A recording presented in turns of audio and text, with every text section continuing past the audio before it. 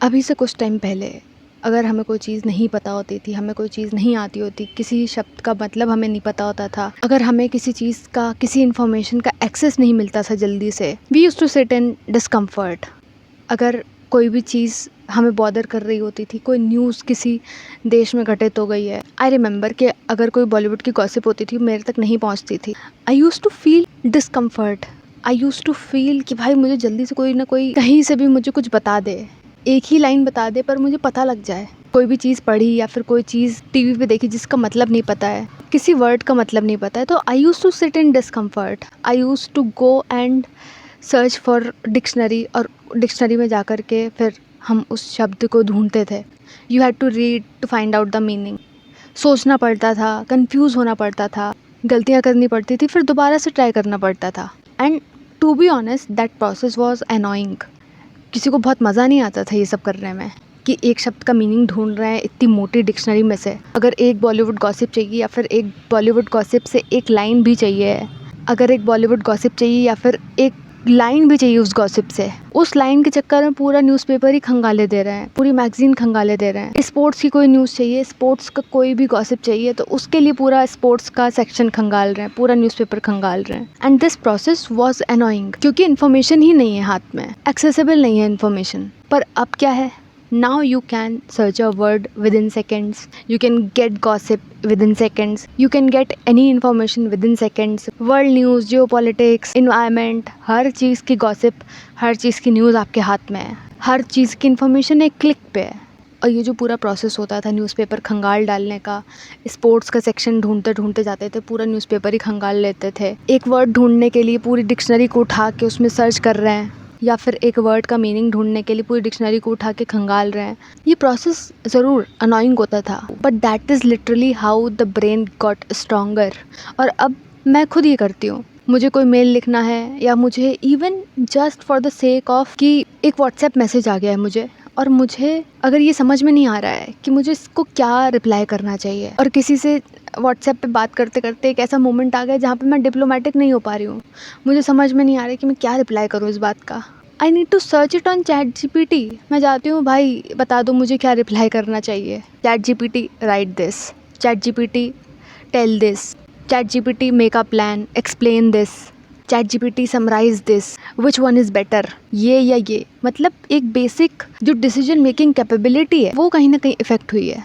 तो chat GPT नहीं हो गया है, कोई एआई नहीं हो गया है, एक तरीके कोई गुरुजी हो गए, या फिर एक तरीके की वेंडिंग मशीन हो गई है। बस तुम्हें अपना क्वेश्चन डालना है और तुरंत आंसर निकल के आ जाएगा। और हो सकता है कि वो सही भी ना हो, फैक्चुअली हो सकता है सही हो, या कुछ भी हो सकता है, एप्रोप्रिएट ना हो, पर आंसर ज़रूर मिल जाएगा। और वो आंसर मिलना ही हमारे लिए सेटिस्फैक्ट्री बन जाता है। तो it is not a matter कि एआई सब कुछ कर दे रहा है, एआई तो सब कुछ कर ही रहा है, कर ही देगा, that is why it is built. पर तब क्या होगा जब हम खुद सब कुछ करना बंद कर देंगे, इवन हम सोचना ही बंद कर देंगे। एक हो सकता है कि हमारे पास में थिंकिंग की एबिलिटी है, हमें एक आइडिया मिल गया, अब हम उसको, उस थिंकिंग को एक्सटेंड करना चाहते हैं, that could be a use case of AI. पर अगर हमारे अंदर की थिंकिंग कैपेबिलिटी ही ख़त्म हो गई, हम एआई से ये उम्मीद लगा रहे हैं कि एआई ही हमारे बिहाफ पे सोच देगा, तो वो बाद में होगा कि वो हमारे बिहाफ पे सोच देगा, हमारे सोचने की कैपेबिलिटी पहले ही ख़त्म हो चुकी होगी। तो जब मैं स्कूल में थी तो हम लोगों से क्लास 8, 9, 10 तक बोला जाता था कि लेटर लिखो, ईमेल लिखो, पत्र लिखो, अपने अपने अपने प्रिंसिपल को क्षमा याचिका के लिए पत्र लिखो, और अपने फैमिली मेम्बर्स को पत्र लिखो, अपने परिवारजनों को पत्र लिखो, अपने छोटे भाई बहन का ख्याल पूछने के लिए, हालचाल पूछने के लिए पत्र लिखो, अपने मामा मामी को, नानी को पत्र लिखो कि हम इस बार समर वेकेशन में नहीं आ पाएंगे।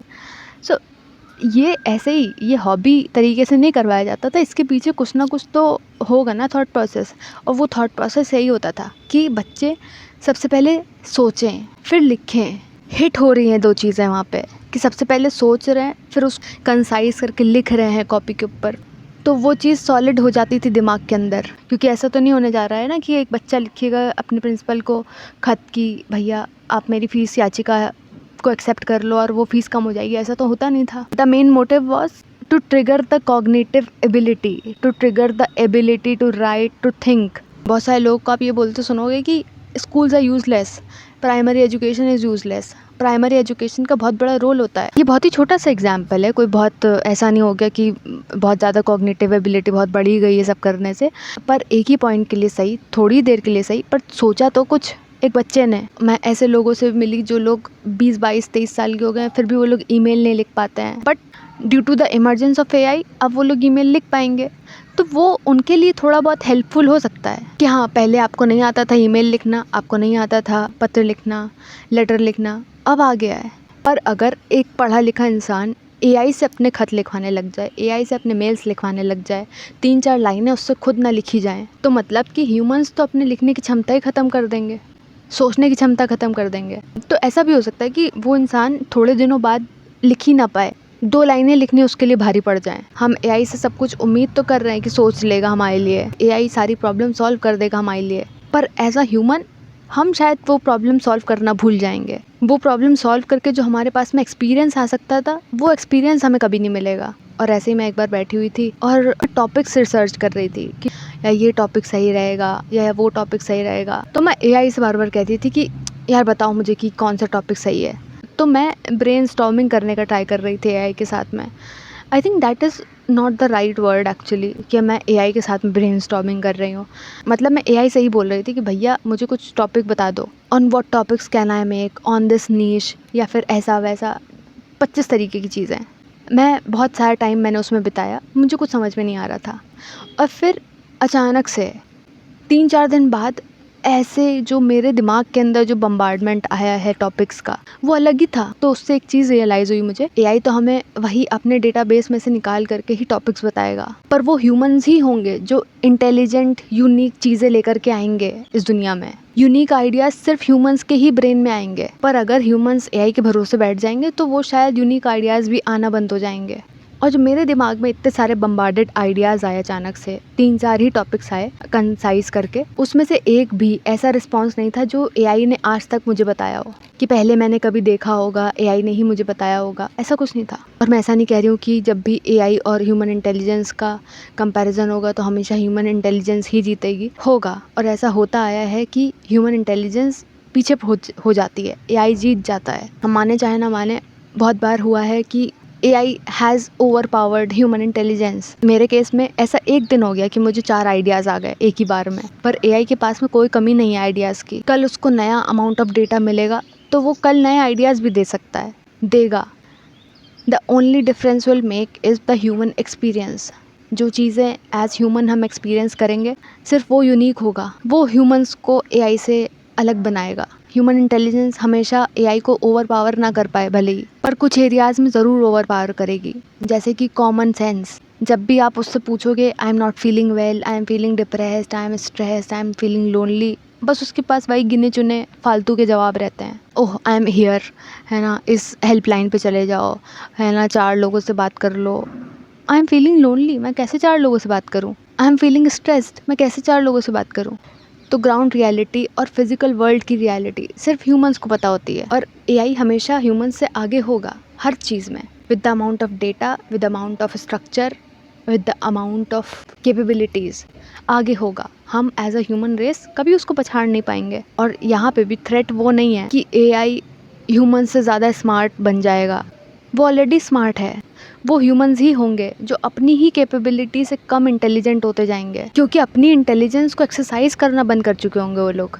आप अगर बहस करते हो किसी से तो उसमें सबसे ज़्यादा आपका दिमाग लगता है। आप किसी से आर्ग्यूमेंट करते हो, डिसएग्री करते हो, तो उसमें सबसे ज़्यादा आपका दिमाग लगता है। आप अपनी इंटेलिजेंस को सबसे ज़्यादा एक्सरसाइज कर रहे होते हो तब। अगर किसी से बहस के दौरान आपको आपके बहस के आर्ग्यूमेंट्स ही नहीं पता है, आपको अपने आप को डिफेंड करने के लिए आपको आर्ग्यूमेंट्स ही नहीं मिल रहे हैं, और आप अपने आर्ग्यूमेंट्स एआई से लिखवा रहे हो, अपने डिसएग्रीमेंट्स आप एआई से लिखवा रहे हो, तो वो टाइम भी दूर नहीं होगा कि आप बहस करना भूल जाओगे, आप बात करना भूल जाओगे, डिसएग्री करना भूल जाओगे। हम अपने रेज्यूमे में तो बहुत आराम से लिख देते हैं we have problem solving ability, पर जब आपकी प्रॉब्लम एआई सॉल्व कर रहा है तो आपके अंदर वो एबिलिटी कहाँ बचेगी? आप खुद भूल जाओगे अपनी प्रॉब्लम को सॉल्व करना। और हम जिस एरा में हैं, बहुत ही कम ऐसा होगा कि हमारे सोचने समझने की जो कैपेबिलिटी है वो बहुत ही ऊपर तक जाए, ठीक है, कम होगी अगर हम अपने दिमाग को नहीं चलाएंगे या फिर दिमाग यूज़ करना ही कम कर देंगे, बहुत ज़्यादा एआई के ऊपर रिलाई हो जाएंगे। अभी तो वो डेवलपमेंट वाले स्टेज में है, अभी कंटिन्यूस उसके अंदर डेवलपमेंट्स हो रहे हैं, इसीलिए अभी वो शायद महंगा है, उसका सब्सक्रिप्शन महंगा है। और एक कोट मैंने पढ़ा था कि एआई को इतना सस्ता कर दिया जाएगा, इतना ज़्यादा चीप बना दिया जाएगा कि जो सिर्फ रिच इंसान होगा सिर्फ वो सोच पाएगा, क्योंकि गरीब जो होगा या जो थोड़ा सा मीडियोकर होगा अपने इंटेलिजेंस में, रिसोर्सेज में, हर चीज़ में, जो पिछड़ा होगा वो एआई पे ही रिलाई हो जाएगा हर चीज़ के लिए। और जब मेजॉरिटी में मीडियोकर लोग एक ही तरीके का एआई यूज़ करेंगे, एक ही तरीके का डेटा यूज़ करेंगे, एक ही तरीके के उनके पास में आइडियाज़ आएंगे, फिर एक ही तरीके का उनका इंटेलिजेंस हो जाएगी, सोचने का तरीका भी उनका कोई डिफरेंस नहीं क्रिएट कर पाएगा। वो अपनी जो थिंकिंग है, अपना थॉट प्रोसेस है, वो सब एआई से ही आउटसोर्स होगा।